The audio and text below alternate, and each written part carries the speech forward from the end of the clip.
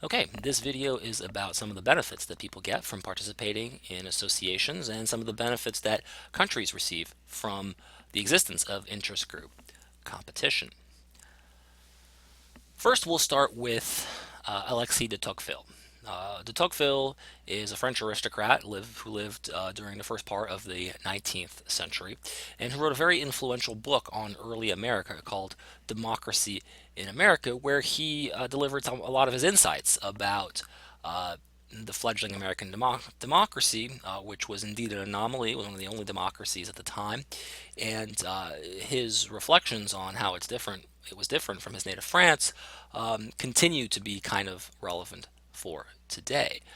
And one of the things he commented on was that very American quality of creating associations to defend all kinds of causes, and that was something that he saw in the United States, which he did not see in Europe very much. So, why is association, or the right to associate, important according to Tocqueville? Well, he gives us a number of different answers. One answer is that associations provide a check on government power. That is to say, they serve as a kind of civil society check and balance. Also, associations provide forums for opinions to be heard, discussed, and disseminated. So, from the bottom up, the opinions of average people can receive a forum within an association. Uh, Not everyone can speak on the floor of the state legislative assembly, but everybody can probably speak in a meeting of a local community association, and that helps the people's opinions to be heard and eventually disseminated. But it's also the case that information can flow from the top down, that is to say, from intellectuals, academics, and other we call second-hand dealers in ideas, if you will, that information can be disseminated from the top down through association. People are members of associations and they're exposed to ideas that they would not have heard otherwise and have the opportunity to improve themselves and improve their opinions as a result. Associations are also important to help mobilize support in the favor of coordinated action. And we saw this when we talked about civil rights. Right? One of the things that civil rights groups did was try to overcome collective action problem, try to coordinate behavior, and try to coordinate action in favor of particular policy. Moreover, associations, according to Tocqueville, reinforce habits of the heart. They pass on tradition, memories, and practices, and we see this in fraternal associations like the Freemasons and the Elks. We see this even nonprofit associations like universities, private universities that can be nonprofit. They're vehicles for passing on traditions and practices and knowledge that perhaps are harder to do within, say, a family, right? Families also do this, but on a much smaller scale and with a much more narrow knowledge base. And finally, they're miniature models of governmental practice. And this I think, de Tocqueville thought was one of the most important aspects of associations in America was that they provided a forum where people understood how to negotiate to get things done and how to participate and gain the cooperation of other people, what works and what doesn't. Uh, in other words, people got skills that would be very useful when in government, when they perhaps eventually entered legislature, city government, local government, state government, and even national government. Having participated in associations meant that Americans were generally more prepared for democratic institutions than European aristocrats or even the European middle class that had not had this practice at associations, and so therefore did not have that culture of getting things done and cooperative practice that was characteristic of American associations. Another man whose views are worth examining on the topic of civil society and associations is Robert Putnam, who's still alive. He's a political scientist who was at Yale and Harvard and University of Michigan. Very famous at political science, and he's most famous for, if not inventing, at least propagating the idea of social capital, that countries, in addition to human capital, in addition to physical capital and intellectual capital, the countries also have social capital. Social capital here simply means the kinds of resources that we can draw on, kind of civil society resources that we can draw on. That is to say, how people are linked together in civil society aside from government, um, and what kinds of resources they can draw on in civil society also affects how well countries are governed and how countries do economically. Indeed, Putnam's most famous book, Making Democracy Work, is a study of Italy, which has a striking contrast in social capital between northern Italy and southern Italy. And he gives some reasons why northern Italy and southern Italy are so different. Why southern Italy is so poorly governed and why northern Italy is so well governed, comparatively speaking, is that there are much higher levels of social capital in the north than in the south, or at least that's Robert Putnam's argument. Uh, in any case, the more people are engaged in civic institutions, and the more people have formed associations, especially egalitarian associations that tend to bring together people from different classes and different races, the better and more responsive political institutions are, Putnam thinks. So, for a variety of reasons, if you have these what he calls cross-cutting associations, um, democracy becomes more vibrant. People are perhaps more aware of each other's circumstances and conditions. People have more forums to talk to one another outside of politically charged forums, and so on and so forth.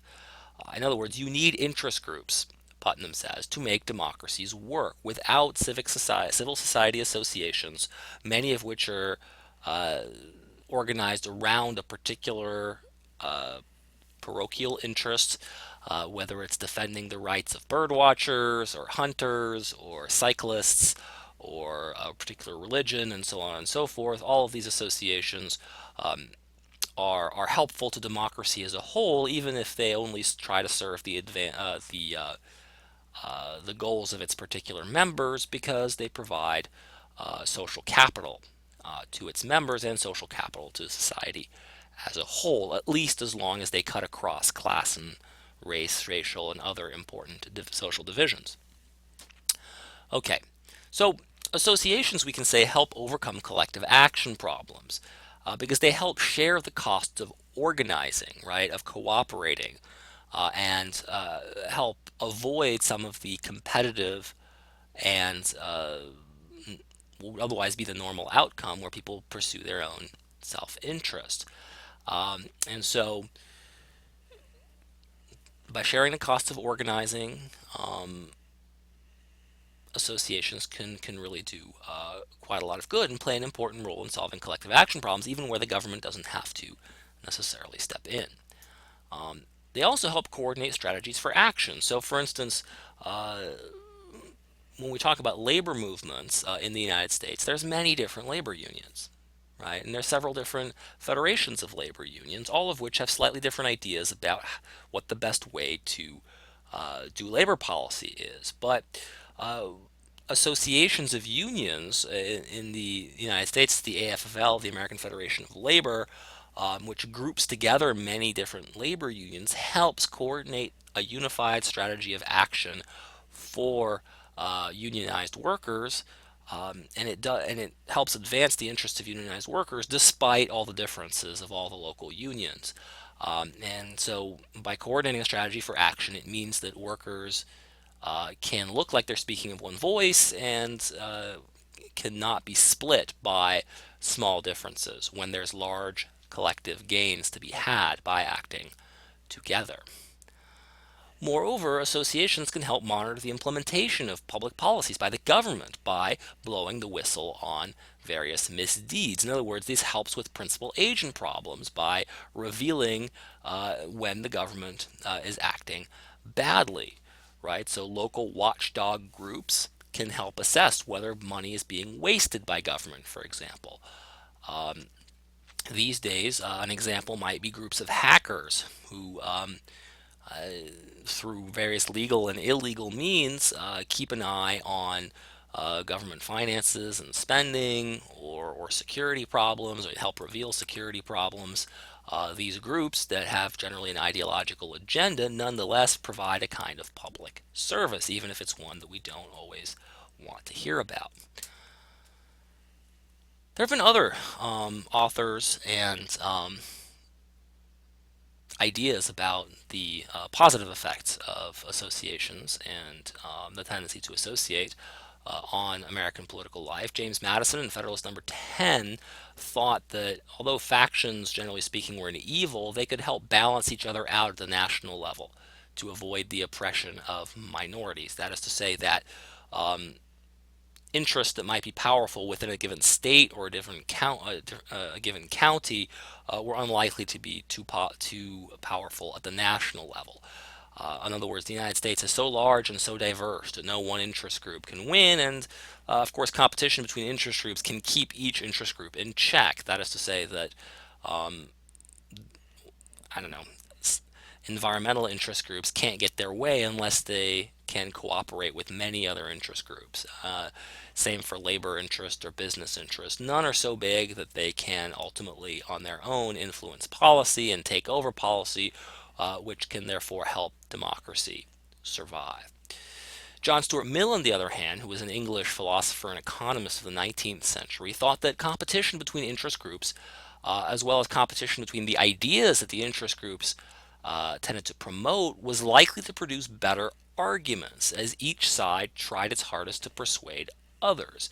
So for John Stuart Mill, interest group competition was an integral part of trying to discover what the best policies were, because of course because competition stimulated better ideas and better forms of arguments, what this would do is would help reveal what the best arguments and best policies were through the process of eliminating bad ones, eliminating ones that are not supported by evidence, the ones that are not supported by reason, and leaving the ones that were much more plausible standing. This is in some ways akin to the scientific method in the sciences, where a hypothesis has to be tested against all the other hypotheses and against all the facts. And of course, we pick the hypothesis as being provisionally true, which fits the evidence the best. So the scientific method is a way of sorting out which scientific hypotheses about the way the world works and similarly, Mill thought that at some level, interest group competition also helped us discover which were the best public policies by submitting public policies to the critical assessment of all people in society.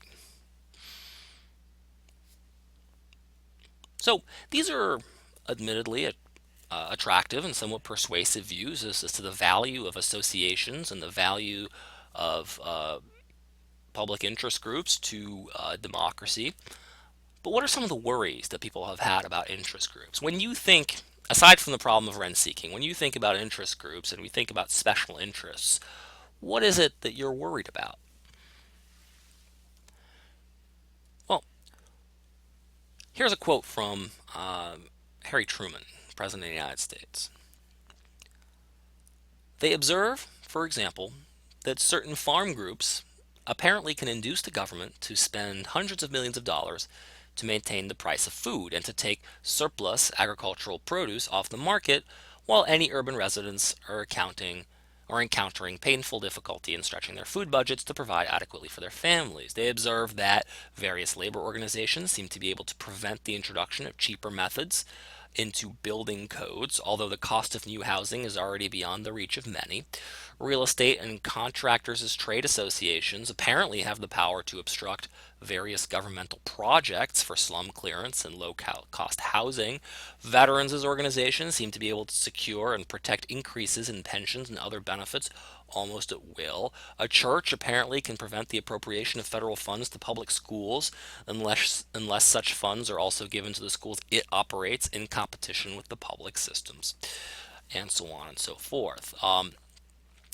The kinds of concerns here seem to be that special interest groups, in other words, are able to hijack governmental processes in order to secure their own interest at the expense of a wider public, right? At the expense of perhaps more important goals.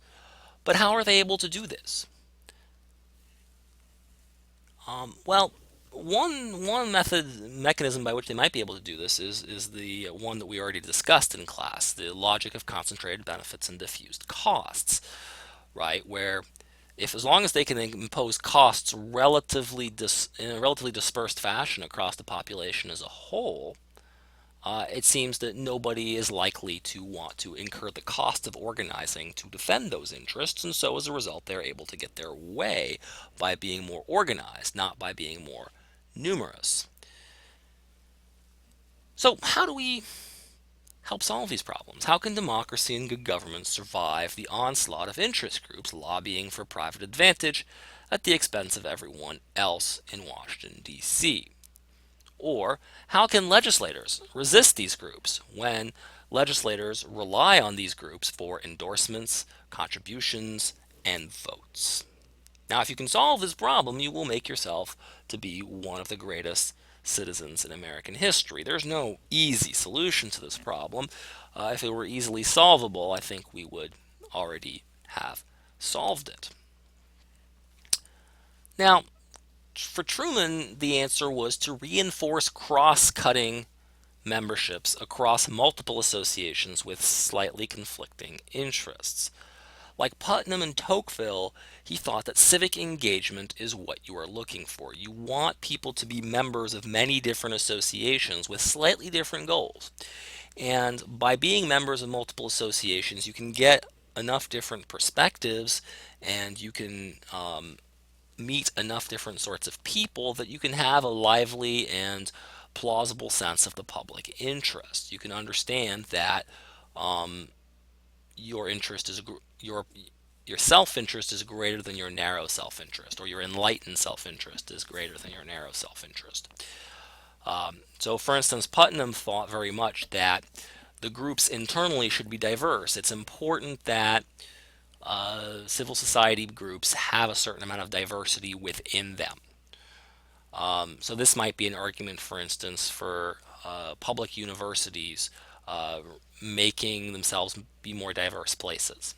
Right? By being more diverse places and by exposing students to different points of view and different sorts of people from different classes and backgrounds and so on and so forth, that we will have a livelier sense of the public interest than if we only go to a university with people of our own religion and our own race and our own socioeconomic background. So that's one way to look at it. The groups in civil society should try to be internally diverse. You should encourage more diverse churches, more diverse unions, more diverse business ownership, and so on and so forth. Truman, on the other hand, thinks that individuals should belong to diverse groups. So rather than have groups themselves be diverse, Truman allows the fact that, for the most part, a lot of groups are, because of the nature of their interests, going to be restricted to a fairly narrow segment of society. Truman thinks that individuals should try to belong to many different groups, and that will help moderate their demands on government when they go vote. That is to say, they'll understand that there's costs to advocating for specific interests. Another possibility is given to us by another political scientist and economist named Mansur Olson, whom we've already seen in this class when we talked about collective action problems. And his view was that perhaps the government could do more to support the organization of large and diffuse interests. Either through supporting the formation of political parties. Remember that political parties are associations that aggregate large numbers of interests, or subsidies to what we call public interest groups rather than private interest groups. And here, public interest groups are interests that large segments of the population might share. His insight comes from his view of the logic of collective action.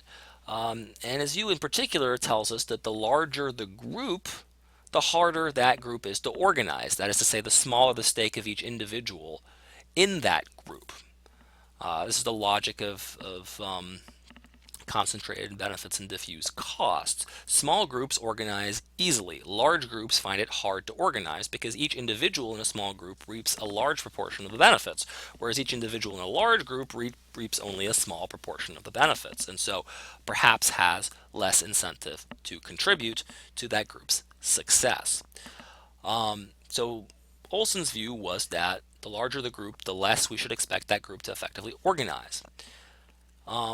But if enough people share the interests, the effect can be large. And so what Mansur Olson suggested was that certain kinds of groups that had the interests of broad segments of the society, and which wouldn't necessarily have an incentive to organize on their own, or if they did organize on their own, would not be able to secure voluntary contributions from lots and lots of members. Remember, again, the civil rights issues that we came across, right? Where what's the incentive to go march in a dangerous demonstration if you're going to reap the benefits whether you march or not? But if, of course, if everybody thinks that way, then nobody marches, or very few people march, and then nobody gets the benefit. It's much more likely that more people get the benefit the more people actually go to the march. Well, in this case, in the case of the logic of collective action, it's much more likely that you get the benefits of a consumer advocacy group if that consumer advocacy group has more members, if more people contribute to it and resources to it. It can more effectively fight off special interests, in other words. But we know that individuals don't have an incentive to contribute or join these groups. Because we know that the benefits are very small, and they're going to be able to free ride if the group succeeds. So, Mansur Olson suggests that you could do one of two things. You could try to inhibit the formation of associations on special interest grounds, so you could tax those special interests that are truly partial to specific segments of society, or you could try and subsidize the formation of public interest groups by giving them either tax breaks or by otherwise trying to subsidize their formation. And here you could think of anti-tax groups, or you could think of advocates for government efficiency, or consumer groups, people who represent consumers as a sort of a diffuse class of folks, environmental groups at some level. All of these groups can qualify as public interest groups because the interests are shared in a very small part by very large numbers of people, and yet that's going to be an inhibiting force, right, an inhibiting factor to their organizing effectively on their own, and so Mansur Olson says they should get help. Okay, so these are some of the ways that we might think about overcoming these collective action problems and these problems of special interest competition.